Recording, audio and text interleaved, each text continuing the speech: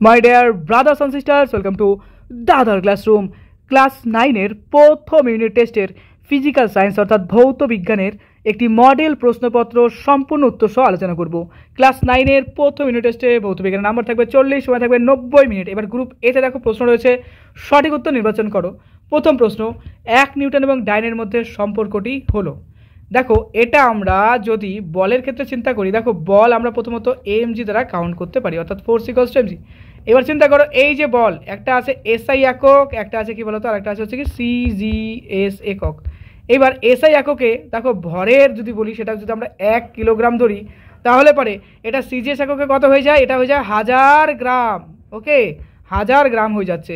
আর এই যে গ্র্যাভিটির যে জি যেটা আছে, অর্থাৎ এক্ষেত্রে এটার মান দেখো আমরা এটা নর্মালি 9.81 করি। আর এই ক্ষেত্রে যদি বলি যে সিজিএস ক্ষেত্রে সেটা কি হয়ে যায়, এটা হচ্ছে 981। এই আমাদের কনসেপ্ট কিন্তু, অর্থাৎ এখানে আলটিমেটলি তুমি চিন্তা করতে পারো একটা কিন্তু 100 কাউন্ট হচ্ছে, তাই না? অর্থাৎ এক্ষেত্রে কিন্তু আমাদের একটা 100 কাউন্ট হচ্ছে সিজিএস এর ক্ষেত্রে, তাই না? যদি এই পয়েন্টের ভিত্তিতে আমরা কাউন্টেন করি, তাহলে এখানে দেখো এখানে দুটো শূন্য আছে, এখানে আছে 3টে শূন্য, অর্থাৎ 10 টু দি পাওয়ার কি হয়ে যাবে, 5 হয়ে যাবে। কনসেপ্ট ক্লিয়ার হলো? অর্থাৎ এখানে 3টে শূন্য, এখানে থাকবে দুটো শূন্য, যে কারণে কি হবে 10 টু দি পাওয়ার 5 ডাইন হয়ে যাচ্ছে। আমি তো এটা এমজি ধরে করলাম, তুমি এমজি না ধরে এম এ অর্থাৎ ভর ইন্টু ত্বরণ সেটা ধরে করতে পারো। এক্ষেত্রে ত্বরণের ক্ষেত্রে কী হবে বলো, দেখো 1 মিটারটাকে কি হয়ে যাবে 100 সেমি হয়ে যাবে, ডিভাইডেড বাই সেকেন্ড স্কয়ার থাকবে। আর ভরের ক্ষেত্রে তো 1000 গ্রাম, অর্থাৎ এখানে 3টে শূন্য থাকবে। তো কাউন্টিং করলে কিন্তু আমাদের ওই দেখো ব্যাপারটা এরকম, চলো ক্লিয়ার করে লিখি।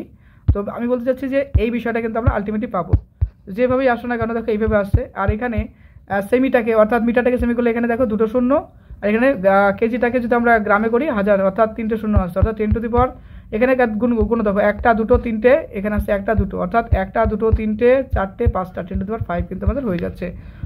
অর্থাৎ option number A is the correct answer. চলে আসছে নেক্সট প্রশ্নতে, ত্বরণের এককে সময় কথাটি বলেছে কি যে কবার আসে, তো অবশ্যই আমরা বলবো যে এক্ষেত্রে দুবার আসে। দেখো ত্বরণ মানে কি, ত্বরণ বলতে দেখো ত্বরণ আমরা বলতে পারি যে, দেখো একদম কাউন্টিং করে দিই, কারণ এর সময় 2 নম্বর প্রশ্ন আসে বেগ বাই লিখি আমরা সময়, তাই তো? এবার বেগ মানে কি বলো তো, বেগ মানে হচ্ছে সরণ বাই, বলো আমার সাথে বলো, সরণ বাই সময়। তো দেখো নিচে একটা সময় আছে, তো কাউন্টিং করো সময়। এবার তুমি লক্ষ্য করো সময় কটা, দুটো আসছে, অর্থাৎ সময় দুবার আসছে, তার জন্য বলবো যে ত্বরণের এককে সময় দুবার আসে। একদম সিম্পল লজিক।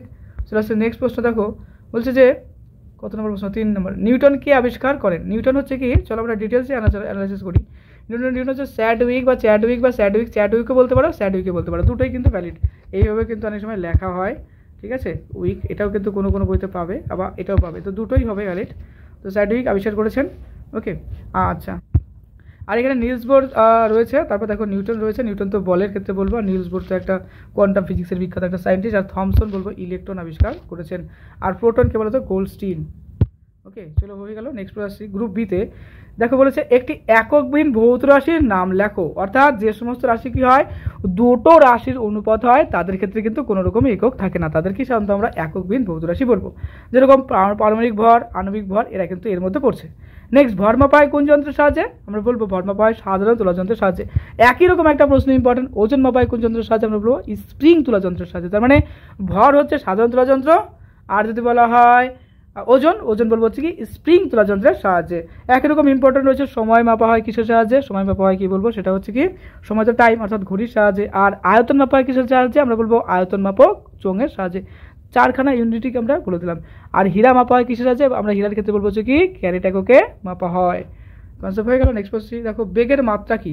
আচ্ছা, বেগের মাত্রা কি, এটা একটু প্রশ্নটা রেফারেন্স টেবিল বানালাম। দেখো বেগ মানে কি, আমরা জানি বেগ মানে হচ্ছে সরণ বাই সময়, রাইট? এবার সরণ মানে কি, সরণ তো one type of length, length বলতে দৈর্ঘ্য, তাই না? তো দৈর্ঘ্য মানে কি, দৈর্ঘ্য মানে এল হবে, আর সময়টা হবে টি, অর্থাৎ এল টি ইনভার্স, দেখো উপরে মাইনাস হয়ে গেল, এটাকে বলে ইনভার্স প্রপার্টি।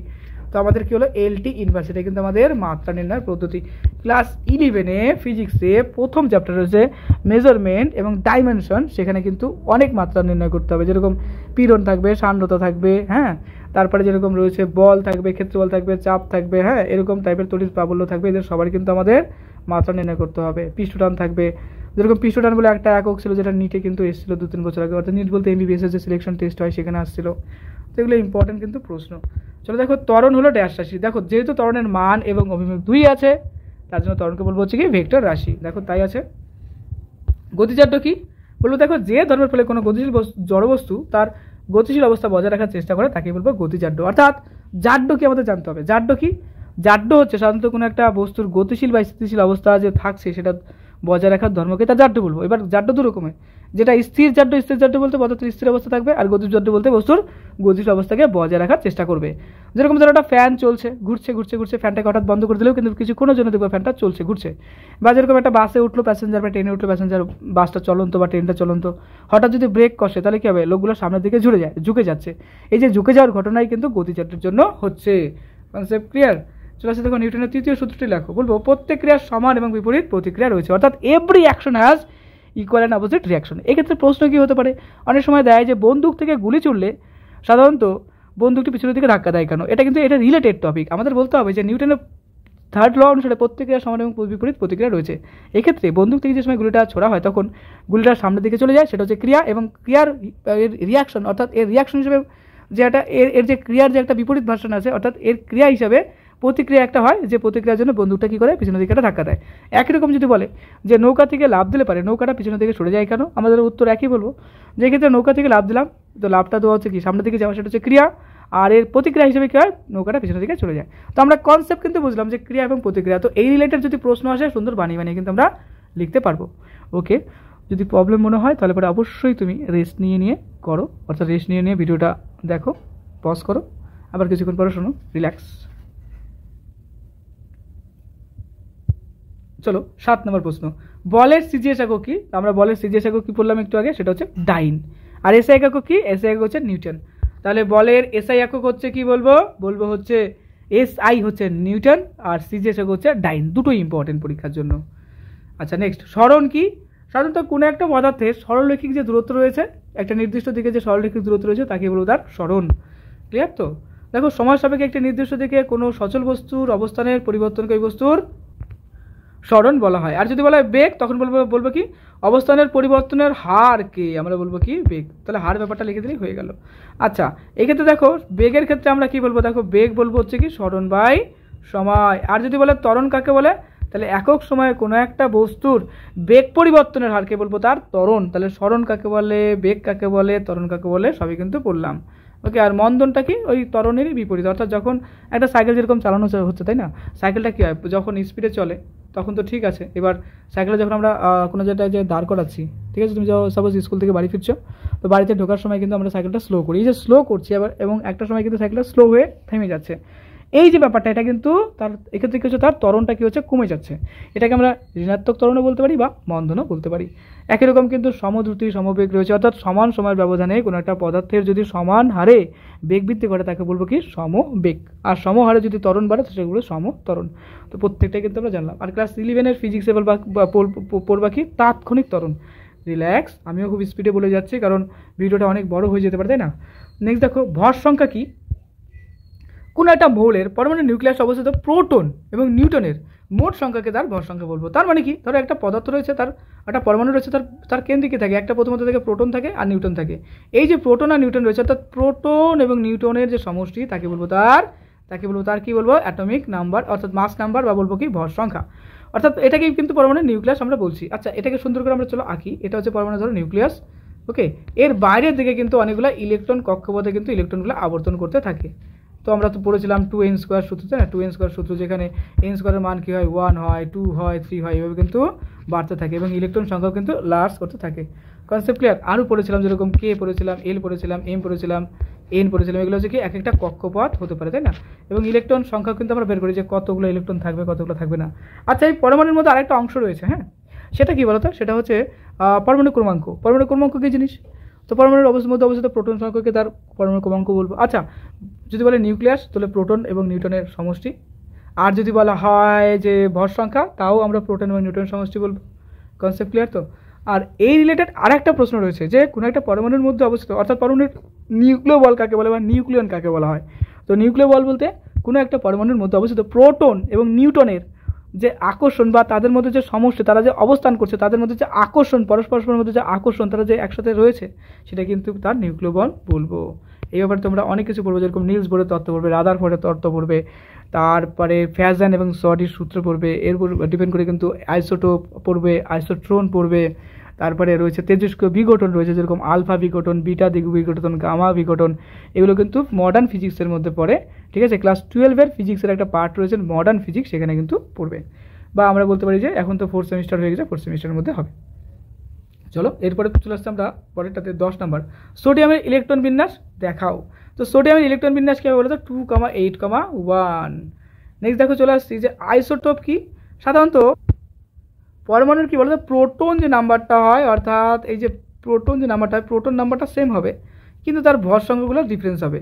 2 বা 3টে পরমাণু যদি দেখা যাচ্ছে প্রোটন সংখ্যাটা সেম কিন্তু তার ভর সংখ্যাটা ডিফারেন্স, তখনই কিন্তু তাকে আমরা বলবো পরস্পরের আইসোটোপ। দেখো তাই এখানে লেখা আছে, একই মৌলের একই পরমাণুর ক্রমাঙ্ক এবং ভিন্ন ভিন্ন ভর সংখ্যাযুক্ত বিভিন্ন পরমাণুগুলোকে আইসোটোপ বলা হয়। নেক্সট ভরবেগ কাকে বলে। দেখো ভরবেগ ক্লাস 12-এর ভাষায় যদি পড়ো তাহলে বলবো যে বেটা ভর বেটা বেগের গুণফলকেই বলবো ভরবেগ, বাস কমপ্লিট।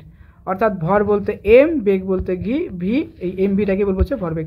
অর্থাৎ আমরা যদি সংজ্ঞা আকারে বলি তাহলে বলবো কোনো একটা পদার্থের ভর এবং বেগের সমন্বয়ে যা সৃষ্টি হচ্ছে তাকেই বলবো তার মোমেন্টাম বা বলবো ভরবেগ, মোমেন্টাম বা ভরবেগ। দেখো বলছে ভর এবং বেগের সমন্বয়ে কোনো বস্তুতে যে গতির সৃষ্টি হয় তাকে বস্তুটির ভরবেগ বলা হয়। ক্লিয়ার? আচ্ছা ভরবেগের সংরক্ষণ সূত্রটাও কিন্তু আমাদের জানতে হবে। কী জিনিস, কোনো একটা ক্ষেত্রে দেখো দুটো পদার্থ কী হলো পরস্পরকে সংঘর্ষ করছে, তার সংঘর্ষের আগে যে ভরবেগ থাকবে সংঘর্ষের পরেও কিন্তু সেই ভরবেগটা থাকবে, অর্থাৎ আলটিমেটলি তার ভরবেগটা কিন্তু সংরক্ষিত থাকবে। এটাও কিন্তু একটা ইম্পর্টেন্ট প্রশ্ন। তারপরে এর উপর ডিপেন্ড করে যেরকম হোস পাইপের ব্যাপারটা বলতে পারি, তাই না? দেখবে হোস পাইপের ব্যাপারটা রয়েছে তোমাদের বইতে, চলে আসছে দেখো নিউক্লিয় বল, একটু আগে পড়লাম। পরমাণু নিউক্লিয়াসের মধ্যে থাকা প্রোটন এবং নিউট্রনের কণাগুলির মধ্যে যে আকর্ষণ বল ক্রিয়া করে তাকে নিউক্লিয় বল বলে। একটু আগে আমাদের হয়ে গেল পড়া এটা। কার্যকর বল কি, কোনো বস্তুতে ক্রিয়াশীল সব বলের লব্ধি বল যদি শূন্য না হয় তাহলে বলগুলির কার্যকর বল বলা হয়। অর্থাৎ একটা পদার্থ রয়েছে তার মধ্যে অনেকগুলো বল ক্রিয়া করলো, এই ক্ষেত্রে রিজাল্টেন্ট বা লব্ধি বল যেটা পাচ্ছি সেটা যদি শূন্য না হয়, তার যদি একটা মান থাকে সেই মানটাকে বলবো কি তার বলবো তার কার্যকর বল। আর যদি সেই ক্ষেত্রে মানটা যদি শূন্য হয়ে যায় তাহলে কি হবে, যদি শূন্য না হয় সেটাকে বলবো কি কার্যকর বল, আর যদি শূন্য হয়ে যায় তাহলে সেটাকে বলবো কি, সেটাকে বলবো যে প্রতিমিত বল। দেখো প্রতিমিত বলের সংজ্ঞাটা তাই আছে, কোনো বস্তুতে ক্রিয়াশীল সব বলের লব্ধি বল যদি শূন্য হয়ে যায় তাহলে ক্রিয়াশীল বলগুলোকে প্রতিমিত বল বলা হয়। আচ্ছা আচ্ছা আচ্ছা চলে আসে নেক্সট প্রশ্ন, আলোকবর্ষ ড্যাশ রাশি। আলোকবর্ষ হচ্ছে কি মৌলিক রাশি। এটার সংজ্ঞা যদি বলি তাহলে বলবো যে শূন্য মাধ্যমে আলো 3 ইন্টু, দেখো এটা হচ্ছে 3 ইন্টু 10⁻10, এটা কিন্তু সিএম, দুটো একক হতে পারে, 3 ইন্টু 10⁸, এটা কিন্তু আমরা বলবো এটা হচ্ছে কি, এটা হচ্ছে মিটার একক হতে পারে। অর্থাৎ শূন্য মাধ্যমে আলো এক বছরে 3 ইন্টু 10⁻10 সেমি বা 3 ইন্টু 10⁸ মিটার বেগে যে দূরত্ব অতিক্রম করে তাকে বলবো এক আলোকবর্ষ। চলে আসছে নেক্সট প্রশ্ন, দেখো গ্রুপ সিতে রয়েছে, নিচের 3টি প্রশ্নের উত্তর দাও। 3 × 6 নম্বর। ভেক্টর রাশি কাকে বলে উদাহরণ দাও। যে সমস্ত রাশির মান এবং অভিবেগ 2 আছে তাকে বলবো কি ভেক্টর রাশি, যেরকম সরণ আছে, ত্বরণ আছে, বেগ আছে, ভরবেগ আছে। আর যদি বলা স্কেলার রাশি কাকে বলে, যে রাশির মান আছে কিন্তু কোনো রকম দিক বা অভিবেগ নেই তাকে বলবো কি, তাকে বলবো হচ্ছে আমরা স্কেলার রাশি। যেরকম বলতে পারি দ্রুতি, তারপরে এই তো দ্রুতি বলতে পারি, দূরত্ব বলতে পারি। নেক্সট লব্ধি রাশি কাকে বলে, যে সমস্ত রাশি এক বা একাধিক মৌলিক রাশি দ্বারা গঠিত তাকে বলবো কি, তাকে বলবো হচ্ছে লব্ধি রাশি। যেরকম একটা রাশি বলতে পারো বেগ বলতে পারো, ঘনত্ব বলতে পারো, আয়তন বলতে পারো। অর্থাৎ যে রাশিকে ভাঙলে পরে একাধিক মৌলিক রাশি পাবো তাকেই বলবো কি, তাকে বলবো হচ্ছে কি লব্ধি রাশি। নেক্সট আচ্ছা এই রিলেটেড আরেকটা প্রশ্ন হতে পারে, মৌলিক রাশি কাকে বলে, যে রাশিকে ভাঙলে ওই রাশি ছাড়া অন্য কোনো রাশি আমরা পাবো না তাকেই বলবো কি মৌলিক রাশি। যেরকম ভর বলতে পারো, ঠিক আছে, দৈর্ঘ্য বলতে পারো।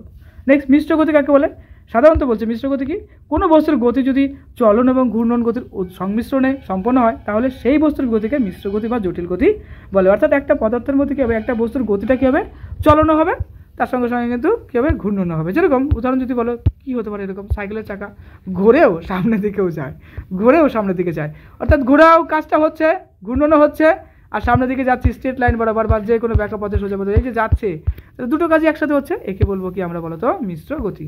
যেরকম চলন্ত গাড়ির চাকার গতি হলো মিশ্র গতি। সব থেকে বেস্ট উদাহরণ সাইকেলের চাকা ঘুরছে। ত্বরণ কি, এর আগে আমরা পড়ে ফেললাম ত্বরণ কি জিনিস, একক সময় কোনো বস্তুর বেগের যে পরিবর্তন ঘটে তাকেই বস্তুটির ত্বরণ বলে। এটা একক কি বলছে, সেমি পার সেকেন্ড স্কোয়ার। এটা কিন্তু সিজিএস একক। তাহলে এসআই একক কি হবে, সিম্পল, এসআইতে কি হয়, সেমিটা কি হবে মিটার, আর সময় থাকবে অর্থাৎ সেকেন্ড স্কোয়ার থাকবে, তাহলে মিটার বাই সেকেন্ড স্কোয়ার। তো সব কিছু জানলাম। গ্রুপ ডিতে যে প্রশ্ন রয়েছে যে কোনো 5টি প্রশ্নের উত্তর দাও, 3 × 5 = 15 নম্বর। আচ্ছা তাই আছে। 1 নম্বর আছে সুবিধাটা কি, এর দুটি ধর্ম লেখো। সুবিধাটা কি দেখো, যে কোনো তুলা যন্ত্রের যে ধর্মের জন্য কি হয়, যে সামান্যতম ভরের কি হয় ত্রুটিও সে মাপতে পারে, তাইকেই বলা হয় পদার্থটির কি, অর্থাৎ সেই তুলা কি বলা হয়, সুবিধাটা বলা হয়। অর্থাৎ সামান্যতম কি হচ্ছে ভরের তারতম্যের জন্য কি সেটাকে সুন্দর করে আমরা পরিমাপ করে দিতে পারি, তাকে বলবো পদার্থের সুবিধা। অর্থাৎ সুবিধার ফলে কি হচ্ছে, যে কোনো তুলা যন্ত্র একদম সঠিকভাবে কাজ করছে, যে কতটা কম আছে কতটা বেশি আছে। এর দুটি ধর্ম লেখো। প্রথমত বলবো যে সুবিধার ধর্ম কি বলতে পারে, যে এক্ষেত্রে যে ভরটা মাপা হচ্ছে সেটা ত্রুটিমুক্ত হয়, বা সেটা খুবই সামান্য তারতম্য সেটা সুন্দর করে মেপে দেওয়া হয়। আর এখানে যেরকম ধরো তুলা যন্ত্র যদি চিন্তা করি, দেখো তুলা যন্ত্রের ক্ষেত্রে যদি সবজির দোকানে যাও দেখবা এই সাইডে একটা দণ্ডের মতো এরকম এখানে ওজন বা এখানে সবজি মাপা হচ্ছে, আর এখানে দেখবা আলটিমেটলি এখানেও কিছু একটা মাপা যাচ্ছে, তাই না? তো বলা হচ্ছে যে এই যে বাহুগুলো রয়েছে এই বাহুগুলো ইকুয়াল, অর্থাৎ যদি আরও সোজা করে বলি যে এটার যতটা দূরত্ব হবে ঠিক এটারও ততটা দূরত্ব হবে, অর্থাৎ উভয় পাশের বাহু দুটোকে সমান হতে হবে। আচ্ছা এই যে সুতোগুলোকে এগুলোকেও কিন্তু সমান হতে হবে। দেখা যাচ্ছে কোনো একটা কন্ডিশনে এরকম ছোট এখানে সুতো দিয়ে দিল আর এখানে বেশি অনেক বড় দিয়ে দিল, সেটা তো ভালো লাগবে না, কেউ নিতেও চাইবে না, না? যেগুলো ইকুয়াল দিতে লাগবে। তারপরে এটাকে দৃঢ় হতে হবে, দৃঢ় বলতে শক্তপোক্ত হতে হবে। দেখা গেল যে 2 কেজি 3 কেজি আলু বা সবজি চাপালো, সঙ্গে সঙ্গে সেটা ভেঙে গেল বা বেঁকে গেল, তাহলে এরকম করলে তো হবে না। এগুলো হচ্ছে কি, এগুলো হচ্ছে সুবিধার ধর্ম বা বৈশিষ্ট্য। চলে আসছে দেখো নেক্সট প্রশ্নতে, লম্বন ভুল কি। দেখো চোখের বিভিন্ন অবস্থানে সাধারণত আমাদের কি হয়, কোনো একটা পদার্থের দৈর্ঘ্য পরিমাপ করতে গেলে সেটা ভুল হতে পারে। দেখো চোখের বিভিন্ন অবস্থানের জন্য কি, তুমি তোমার যে স্কেলটা আছে স্কেলটা খাতার মধ্যে নাও, এবার তোমার চোখটাকে একদম লম্বভাবে রাখো, 90 ডিগ্রি অ্যাঙ্গেল ফরমেশন রাখো। দেখো চোখের বিভিন্ন টেরা ব্যাকা, কখনো মাথাটাকে নিচু করো কখনো উঁচু করো, করে দেখো যে এই মাপটা কখনো দেখবা কম বেশি হচ্ছে। এই যে ভুলটা এটাকে বলবো লম্বন ভুল। অর্থাৎ স্কেলের বিভিন্ন অবস্থানের জন্য, অর্থাৎ স্কেলের যে পার্ট নিচ্ছি, অর্থাৎ চোখের বিভিন্ন অবস্থানের জন্য কোনোটা স্কেলে আমরা পার্ট নিতে গেলে সেই স্কেলের পার্ট যে ভুল হয় সেটাকে বলবো কি লম্বন ভুল। ওজন মাপায় কোন যন্ত্রে, আমরা একটু আগেই বললাম ওজন মাপায় স্প্রিং তোলা যন্ত্রে, আর ভর মাপায় সাধারণ তুলা যন্ত্রে। অনেক সময় স্প্রিং তুলা যন্ত্র এবং সাধারণ তুলা যন্ত্রের মধ্যে কিন্তু ভর পার্থক্য আসে, তো একই বলবা যে ওজন মাপা হয় একটাতে মাপা হচ্ছে ভর, তো পার্থক্য হয়ে গেল।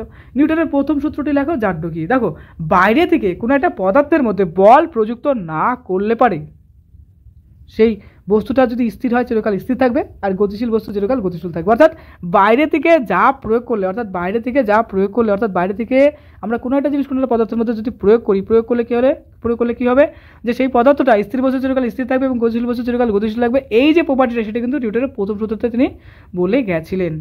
আচ্ছা জাড্য কি, যে ধর্মের ফলে কোনো একটা পদার্থ তার স্থির বা গতিশীল অবস্থা চিরকাল বজায় রাখার চেষ্টা করে তাকেই বলবো তার জাড্য। জাড্য কি হয়, একটা গতিজাড্য হয় একটা স্থিতিজাড্য হয়।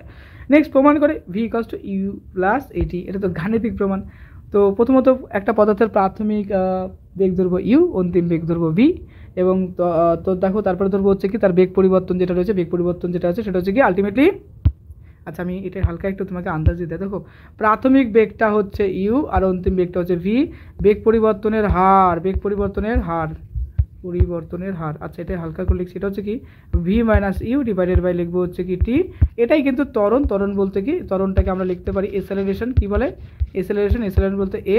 এবার এটা গুণ করলে এটি হয়ে যাবে, আর এটা গুণ করলে কি হয়ে থাকবে, দেখো v - u থাকবে।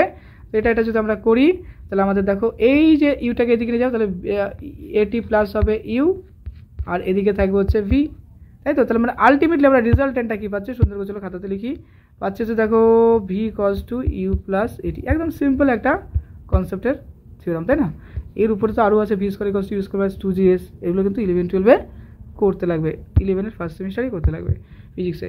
নেক্সট দেখো বন্দুক থেকে গুলি ছোড়ার সময় গুলিটি পিছনের দিকে ধাক্কা দেয় কেন? আমরা বললাম যে নিউটনের থার্ড ল অনুসারে কী হয়, প্রত্যেকের সমান বিপরীত প্রতিক্রিয়া থাকে। এই কারণে কি হয়, যখন বন্দুকের গুলিটি সামনে দিকে বেরিয়ে যাচ্ছে তখন ক্রিয়া হিসেবে তো গুলিটা সামনে দিকে চলে যাচ্ছে, এর প্রতিক্রিয়া হিসেবে কি হচ্ছে বন্দুকের পিছন দিকে এরকম ধাক্কা দিয়ে চলে যাচ্ছে। Concept clear? আচ্ছা এটা তো গেল। তারপরে রাদারফোর্ড পরমাণু মডেলের দুটি ত্রুটি লেখো। দেখো এই ক্ষেত্রে কী হয়, পরমাণু রাদারফোর্ড যে ব্যাখ্যা করেছিল কিনা, তো আলটিমেটলি দেখো আমরা বলতে পারি যে একটা হচ্ছে ওটাকে বলে কি অভিকেন্দ্রিক বল অপকেন্দ্রিক, অর্থাৎ প্ল্যানেটারি মোশনের দ্বারা আমরা ব্যাখ্যা করতে পারি যে কোনো একটা পরমাণু যখন ঘুরছে কিনা এরকম সেন্টারের দিকে, অর্থাৎ এই যে কেন্দ্র আছে, কেন্দ্র চারদিকে একটা ইলেকট্রন কী করছে, এরকম ঘুরছে, এরকম ইলেকট্রনগুলো ঘুরছে। তো এই ক্ষেত্রে প্রপার ব্যাখ্যা কিন্তু রাদারফোর্ড দিতে পারেনি। তো এই ক্ষেত্রে একটা কথা বলা হচ্ছিল যে রাদারফোর্ডের মডেলে ত্রুটি রয়েছে, কীরকম এই যে ইলেকট্রনগুলো যে ঘুরছে কিনা, ইলেকট্রনগুলো এইভাবে যে ঘুরবে একটা নির্দিষ্ট কক্ষপথে, তার সঠিক ব্যাখ্যা কিন্তু রাদারফোর্ড দেয়নি, মানে সেটা কিন্তু ব্যাখ্যা করা সম্ভব হয়েছিল না। তো প্রত্যেকটা মুহূর্তে সে যদি একটা স্থির তড়িৎ আকর্ষণ বলে যদি শক্তি বিকিরণ করতে থাকে তাহলে কী হবে, সেই পরমাণুটা ধরো এখানে ধরো একটা ইলেকট্রন রয়েছে, ইলেকট্রনটা এরকম ঘুরতে ঘুরতে শক্তি বিকিরণ করতে করতে করতে করতে করতে করতে একসময় সেন্টারে গিয়ে পড়বে। এর ফলে কী হবে, তার সেই পরমাণুটা কিন্তু অস্তিত্বই থাকবে না। এই ব্যাখ্যাটা কিন্তু রাদারফোর্ড ঠিকমতো করতে পারে না। এক্ষেত্রে পরবর্তীকালে বিজ্ঞানী নিলস বোর এসেছিলেন, নিলস বোর সে কিন্তু আরও বেশি ব্যাখ্যা দিয়েছিলেন, এবং ফিজিক্সে যেরকম ম্যাক্স প্ল্যাঙ্ক রয়েছে, আরও অনেক সায়েন্টিস্ট রয়েছে, এরা কিন্তু এসেছিল প্ল্যাঙ্ক তত্ত্ব রয়েছে, এগুলো কিন্তু ব্যাখ্যা করতে পেরেছিলেন, এই টোটাল টপিকটা কিন্তু ব্যাখ্যা করতে পেরেছিলেন। ওকে আমি একটু রেস্ট নেই, তারপর বলি।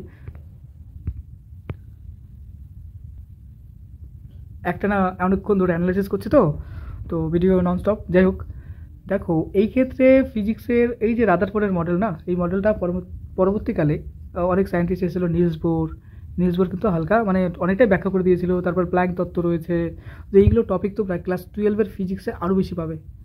মডার্ন ফিজিক্স বলে একটা পার্ট রয়েছে, হ্যাঁ, অনেকগুলো চ্যাপ্টার থাকবে সেখানে। নেক্সট প্রশ্ন দেখো যে পরমাণু ক্রমাঙ্ক কি। আমরা একটু আগে বললাম যে কোনো একটা পরমাণুর সেন্টার বলতে পরমাণুর যে কেন্দ্র হয়, সেই কেন্দ্র অবস্থিত কী থাকে, প্রোটন থাকে, নিউট্রন থাকে।